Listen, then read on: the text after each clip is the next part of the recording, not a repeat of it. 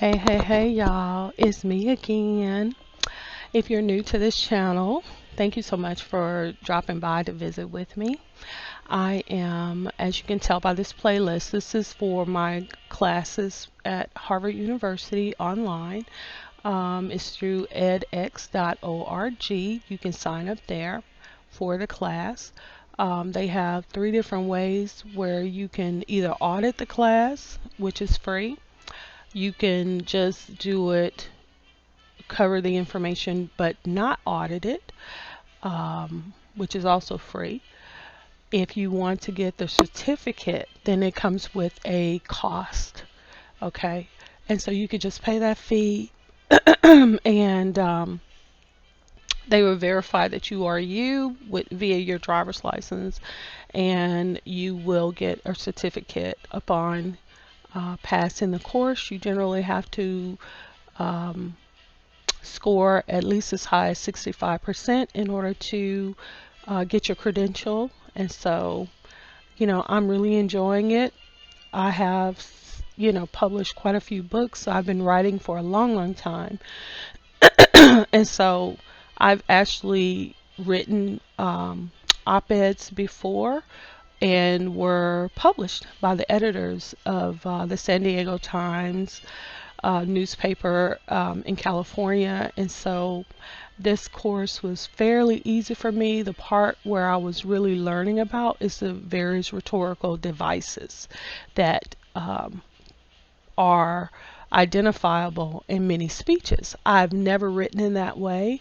I've always written from my point of view, sincerely what my experience was, and I'm just very good at being able to state that. So anyway, if you watched my last video, it was on the background of Ronald Reagan, and we covered his speech, and now this is going to be Professor Engel and what he had to say about Ronald Reagan and his 1980 presidential nomination acceptance speech. Okay, so if you're ready, let's go.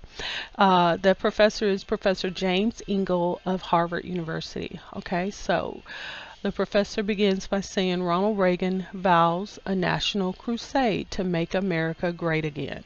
Okay. It is so funny how phrases pop up. If you look at American political rhetorical history, you will see phrases and themes reappear for decade after decade after decade. That's repetition. That is a rhetorical device, okay? And then they go underground for a while, and people forget them. And then someone resurrects them and brings them back. I cannot help but think that someone who advised our current president has some very clear notion that this was originally part of Ronald Reagan's campaign statement, "Make America Great Again." And it feeds upon what fundamental worries that the American people have had now for a number of decades. Okay, I'm not saying it's an illegitimate worry. It is a fundamental worry. What worry would that be?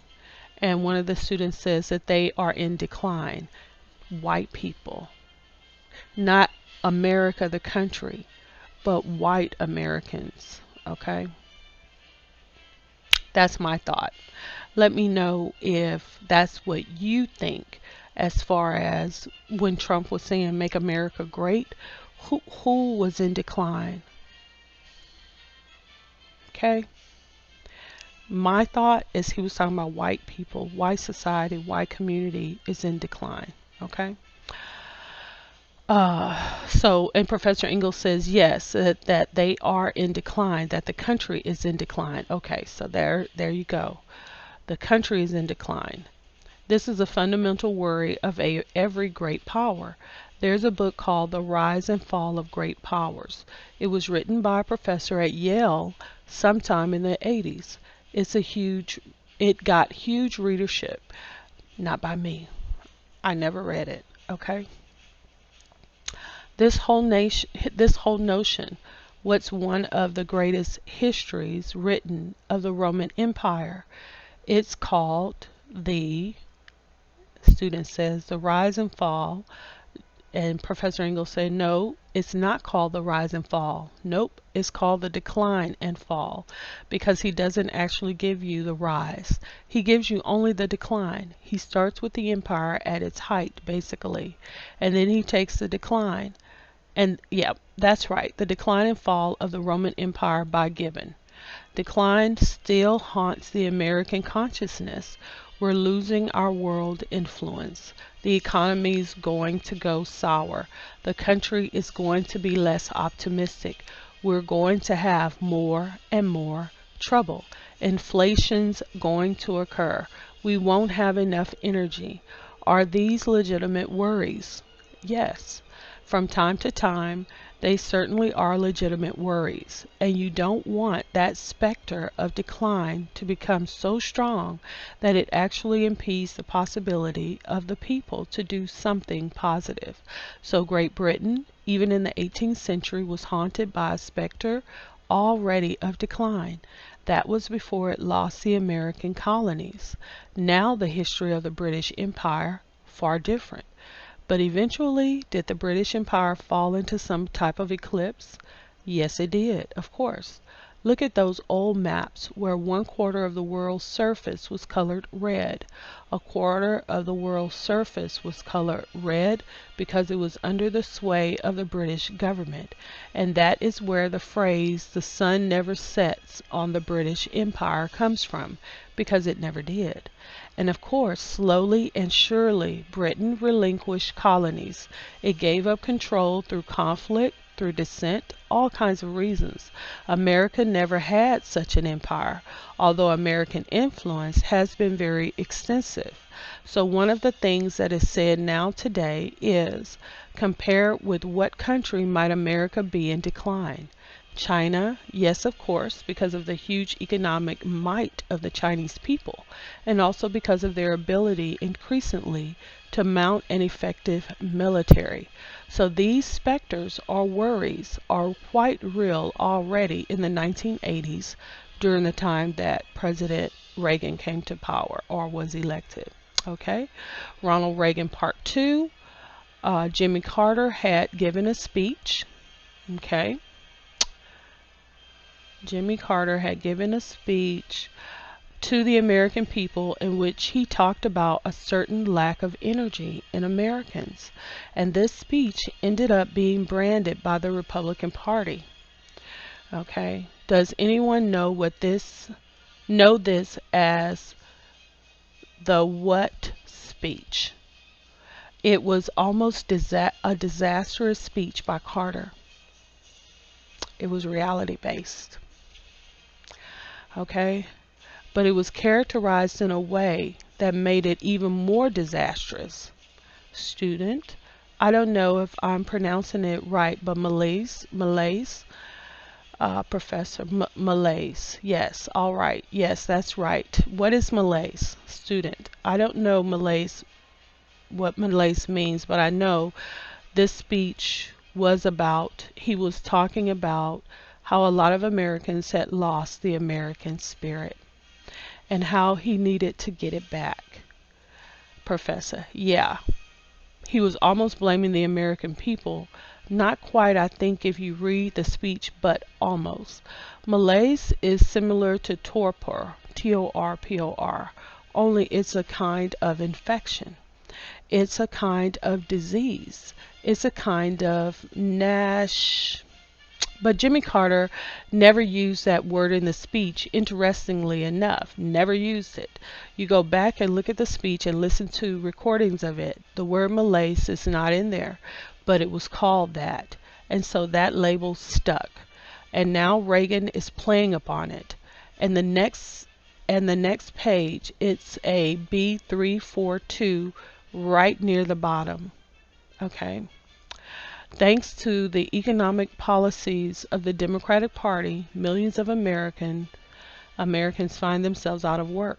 Millions more have never even had a fair chance to learn new skills, hold a decent job, or secure for themselves and their families a share in the prosperity of this nation. This is placing blame on an entire party and on a president for economic difficulties. Is that fair? You're going to have to judge historically. Was it effective politically? Indeed, it was effective politically. So Reagan essentially talks about renewing the American Compact and says, this is a couple of pages later. Some say that spirit no longer exists, but I've seen it. That's what Reagan said in his speech. I've felt it across the land, in big cities, the small towns, and in rural America. It's still there, ready to blaze into life if you and I are willing to do what has to be done. How was Reagan able to see it for himself? If you remember, he took train rides all over the place. That's how he was able to actually see the citizenry, the people, actually see them, actually talk to them. And that's where he said that he felt like the American spirit was still there, just lying dormant. Okay? So, and he says it's still there, ready to blaze into life if you and I are willing to do what has to be done. There was something else at this very time which hung like a cloud over the entire nation for well more than a year. It's an important event in American history. And there was a TV show about it every single night. It was the beginning of Nightline, a show by Ted Koppel, which ran for many, many years. This was a wrenching event for Americans. Joel, student, the Iran hostage crisis. Yes, says the professor. The hostage crisis in Iran, where American diplomats were taken hostage, and they were held for the professor is saying 400 and some days, but it was actually 444 days. Okay, exactly. And there was a rescue mission, a military rescue mission that was launched to save them, which ended disastrously. When helicopters collided, lives were lost and it failed. So the country was in a dispirited condition. Reminds me of 9/11. It reminds me of 9/11, a tragedy, a national tragedy. Okay, listen. The media, quite understandably, would not let go of the Iranian hostage crisis. Inflation was high. Inflation was high. I paid $350 for a one-bedroom apartment. Studios were even cheaper. I think studios rented for like $75 a month. Okay. But according to everybody there under Carter, inflation was high. Just, oh my God. Anyway, there had been a crimp put on oil supply. All prices were high. Energy prices were high.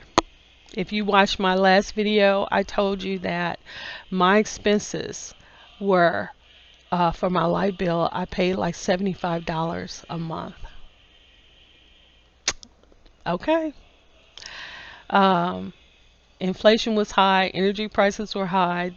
There were hostages in Iran. It was a very difficult situation. It is using circumstances to present oneself as an alternative. Okay, so he was like comparing. He was comparing. Reagan did this really very successfully. He also seemed to have the personal temperament and character able to do it. Sincerity. If you look at the end of his speech, he talks about right near the end, a divine providence placed this land as a refuge for all those people.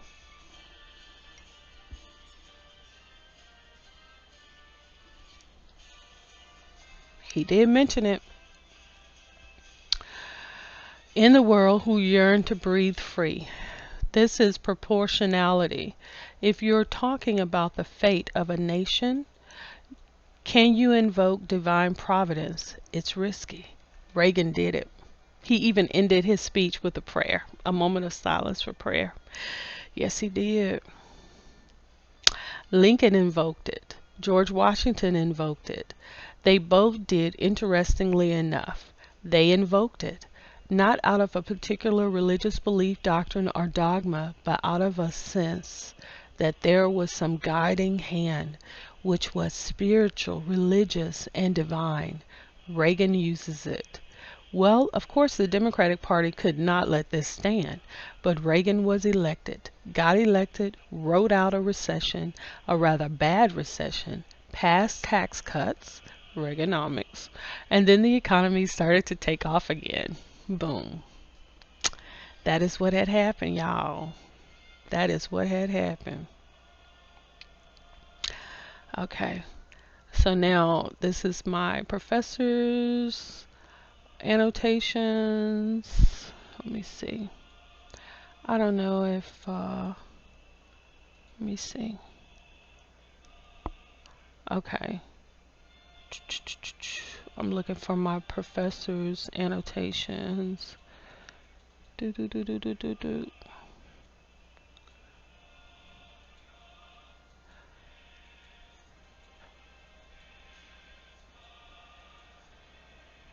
Oh, I'm gonna take off mine. I'm just do my.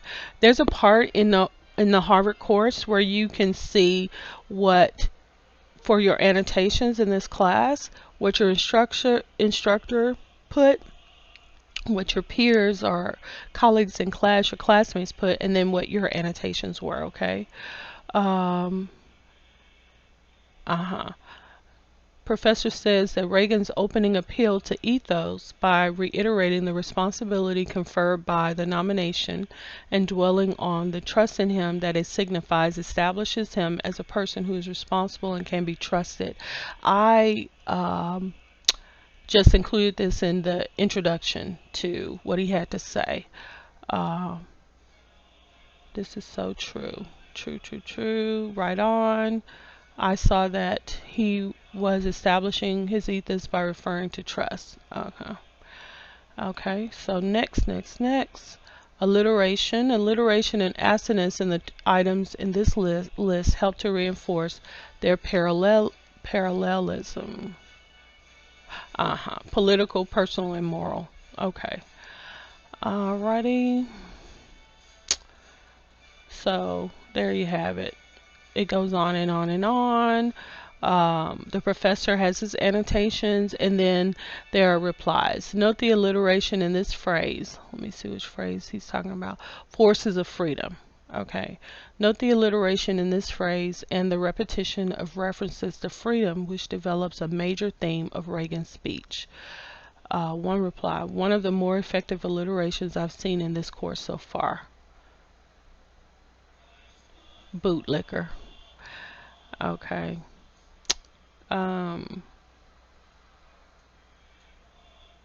The thing that I find difficult in this course is I don't really feel like I should annotate the entire speech by divisions. You know, in the introduction, the narration, the arguments, and then the conclusion. But because the professor doesn't do that. But as a student, I kind of vacillate between the two, between just highlighting devices and then highlighting, you know, the intro, the conclusion, narration, the arguments, all of those things.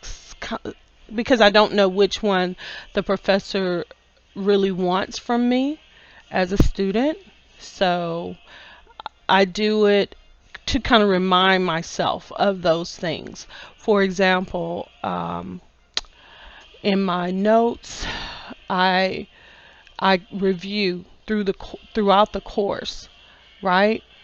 I'm reviewing. Am I surprised? Yes, I am. I started with the "I Have a Dream" speech by Dr. Martin Luther King Jr., right? So dispositio or arrangement refers to the division of a piece of speech or writing into its components. Okay, so classical Rhetoric divided a composition into 5 parts. Number 1, the introduction, the exordium. The narratio is number 2, the statement of context or situation. Number 3, confirmatio, the presentation of arguments and facts. Refutatio, the presentation and refuting of counter arguments.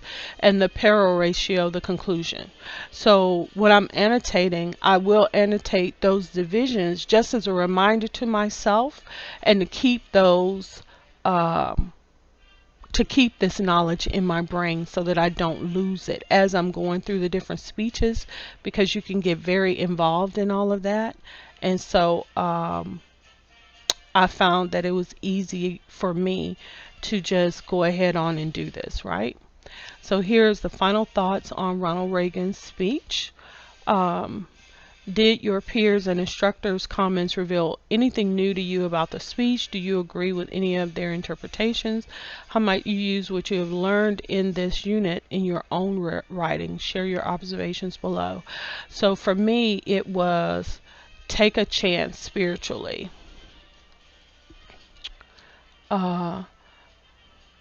Be brave spiritually. Spiritually. Okay, so the thing that I'm leaving with this is, just like in John F. Kennedy's inauguration speech, he does kind of refer to God, but Reagan actually had a moment of silence to pray. He asked the people to pray. That was very brave, and he even said, I'm not sure if I should do this or not, but here I go. I'm not sure if I should do this. That's sincerity. He really actually did that. He kind of stepped out on faith, you know, and he said that he was nervous. So that's what I'm going to put as my final thoughts about Reagan's speech.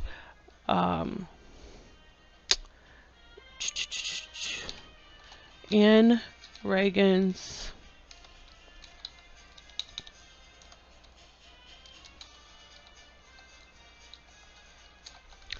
conclusion, he noted that although nervous, he requested a moment of silent prayer.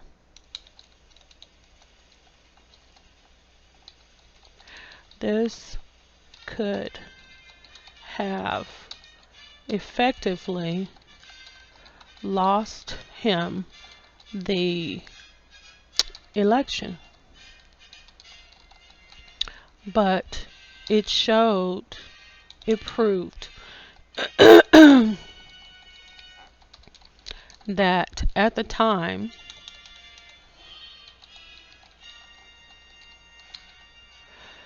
most voters still admired courage in a politician.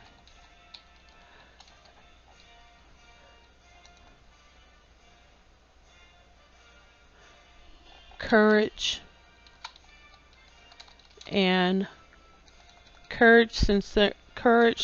sincerity, and faith.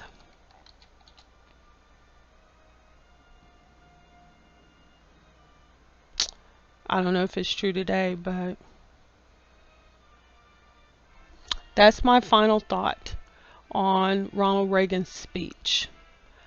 Okay. I didn't know that George Washington, I did not know that Lincoln and Washington also incorporated their faith in God in their leadership roles. This was a major dollop of information for me. A major enrichment.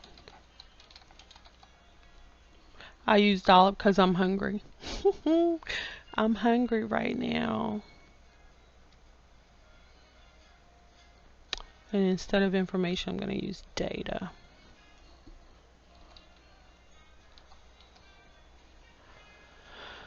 Okay.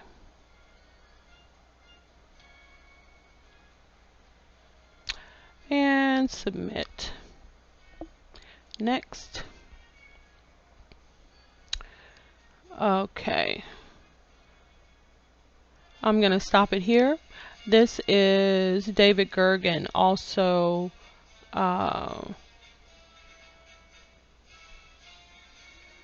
David Gergen on Ronald Reagan. And one thing that I've seen is they have me down as incomplete for Professor Ingalls. Let me see what I say.